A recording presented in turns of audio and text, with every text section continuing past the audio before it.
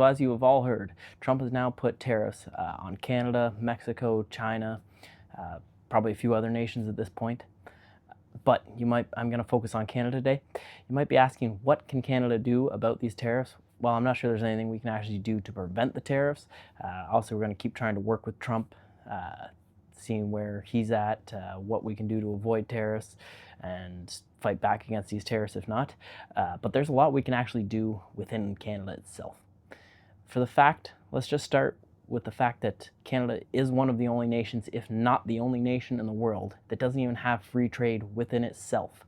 We could eliminate the interprovincial tariffs that we have between one province and another, which is up to 6.9%. It's not quite as crazy as the 25%, or the fact that Trump may continue adding higher tariffs, especially if we put on counter tariffs. So that would be just one of the big first steps I would take. You have to eliminate the interprovincial tariffs. You have to have free trade within your own country. The fact that we don't even have that in general is pretty ridiculous in my opinion. I don't know why you wouldn't support free trade just in between yourself. Another thing is probably what's on everybody's mind who's in Canada at least, and anyone who knows a lot about Canadian politics or the standards of Canada and what's been going on the last basically 9 years since Trudeau has taken power. Canada needs to eliminate the carbon tax, especially April 1st. There's supposed to be another 20% hike on the carbon tax. That would do more damage, in my opinion, to the economy and to everything else than Trump's 25% tariffs are going to do to us anyway. So the fact that you're even concerned at this point, or the government pretends to be concerned about the 25% tariffs, when we're going to put a 20% tax on ourselves, which is going to do so much harm, it's not even funny. So we need to stop the 20% that's going to increase on April 1st regardless, and we just need to completely eliminate the the carbon tax. Carney says if he gets in, which, I mean, he's going to get in, he's going to eliminate the carbon tax, but then he's going to put a specific carbon tax on industries that create carbon, which we all know is just going to funnel right back to the people. It's not going to help anybody. It's not going to lower the price of products. Everything's still going to be the same it is, and I think at this rate, if we do put that 20% carbon tax on, we're going to see a lot of industries leave Canada. They're going to go stateside. Maybe they'll go to China, to Mexico. I don't know, somewhere it's a lot cheaper to produce products. I mean, Canada's making business nearly impossible at this point, and we're doing more harm to ourselves than Donald Trump could even attempt to do.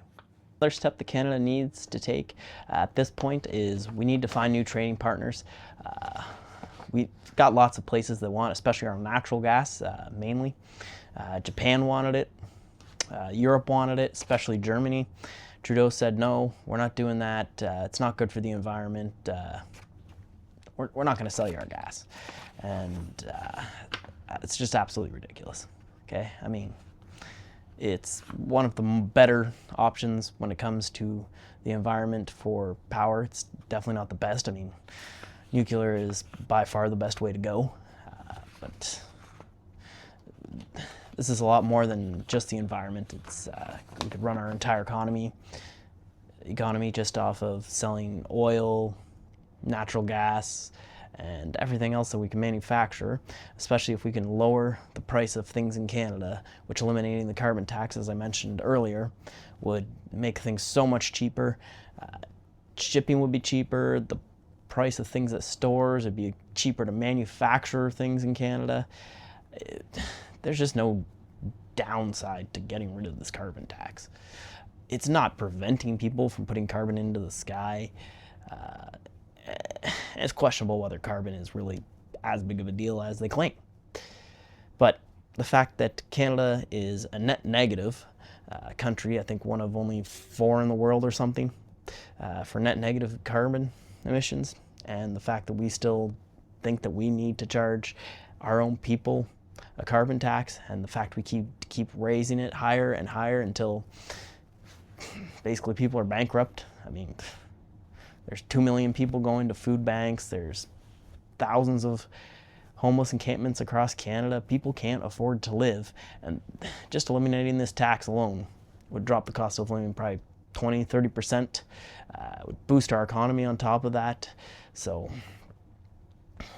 and as I was saying, we just really need to find some new trade partners, not just for our oil and gas, but anything that people are willing to buy off of us is it's great in my opinion. I'm sure China would now especially love to have some of our food now that Trump is imposing higher tariffs on food that he's selling to them. We could sell things worldwide and people would love to buy from Canada. But Trudeau's not having any of it. He doesn't want us to be a global trading partner here. I mean, as clearly as you can see within Canada, he's not even for free trade. He's horrible for the economy. He's just part of who he is. Another step forward Canada needs to make is Canada needs their own version of DOGE, something to go through the Canadian budget, eliminate all the waste, because we all know there's billions throughout Canada. I mean, personally, I would absolutely love to be part of that team. I know I will never be part of that team. I don't have the qualifications to do so. But if you're ever looking for somebody, Canada, I'm your man. I will do a great job. And you don't have to pay me an absurd amount, pay me what I make now, and I'd be more than happy to come and help you out. I'll save Canada billions, or pay me a commission off what I save Canada. That'd be fantastic.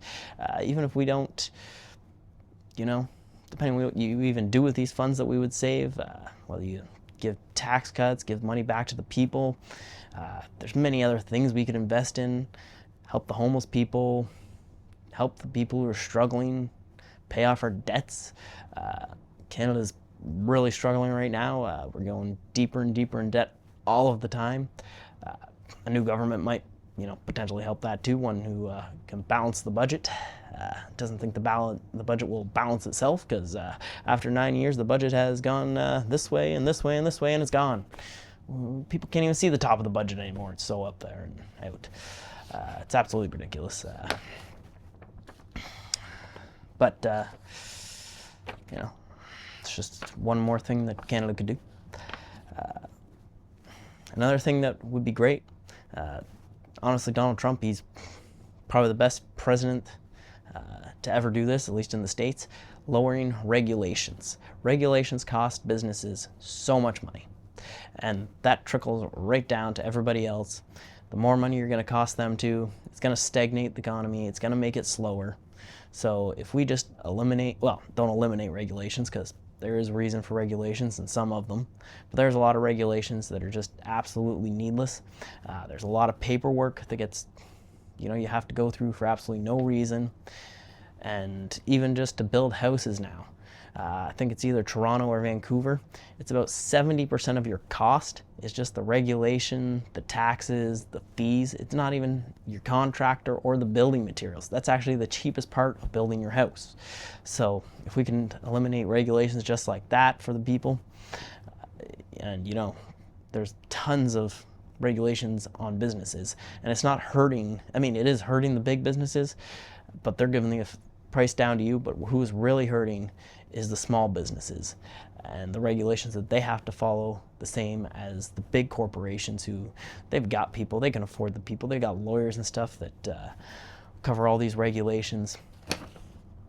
But the small guy, he can't do it, and the fact that we have all these big companies doing them regardless is unneeded. There's just so many regulations that are unneeded, and people really don't need to be followed, and they're just there because the bureaucrats decided, hey, that would be a fantastic idea to put this regulation in.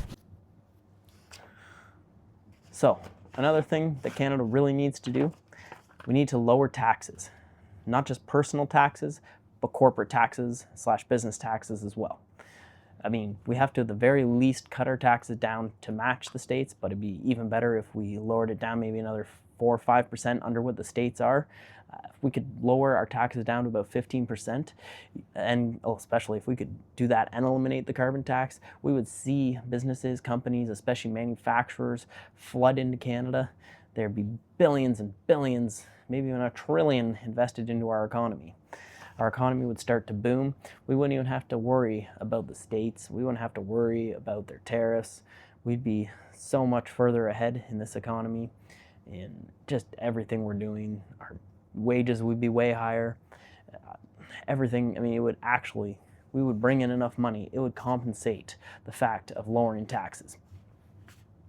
And we also need to lower personal taxes. We're one of the worst countries out there for personal taxes. We just get taxed out the wazoo. So lower those taxes, make living more affordable. People are going to be able to spend money. It's going to help boost the economy. It's really going to benefit everybody. And I really don't see the government, he's probably not going to lose any money from it. They might even gain more money. People will pay a less percentage of taxes, but they're going to be paying a lot more money back into the economy, paying HST, GST, all these other different types of taxes. People are going to be able to afford to retire one day. They can afford to save, invest. Investing is huge, you know? I mean, a lot of people just overlook the fact that investing helps me. It helps everybody. It helps, like, the person investing, you know, if your investment keeps going up, that's great. Helps the companies you invest in, helps the economy keep rolling. The fact that, you know, they don't want us to invest, especially, you know, with the huge capital gain taxes, those need to go back down to where they were, or maybe, you know, even lower. Just absolutely ridiculous. Canada's in shambles right now, and there's just so many things we could do. And the last thing I'm going to talk about, we need to increase manufacturing and business here in Canada. There are so many manufacturers that would love to come in Canada to build their product here, but it's just unaffordable. The regulations are ridiculous. It's not worth operating in Canada. That's why there's so many companies, they just get up, they leave. Even Mark Carney, he took his business and he said, let's go to New York. New York of all places. It's a horrible place to run a business, and it's still somehow better than Canada. He's probably paying less taxes there. He's making more money, not helping any Canadian people, which the fact that, you know, he's probably becoming the next prime minister, and he's anti-Canada, for starters. I mean, if you don't think he is, just look into all the things he does and believes and realize he's truly anti-Canada. But there's nothing we can really do at this point. Come Sunday, the 9th, the Liberals are going to pick a new leader. It's going to be Mark Carney if I had to put money on it. And, I'd say there's about a 99% chance it's going to be him. There's really no other viable option at this point, but that's a whole nother story. Let me know what else you think Canada could do. I mean, there's not even just what I mentioned. There's still a lot more options and things Canada could do after this. As always, stay curious, my friends.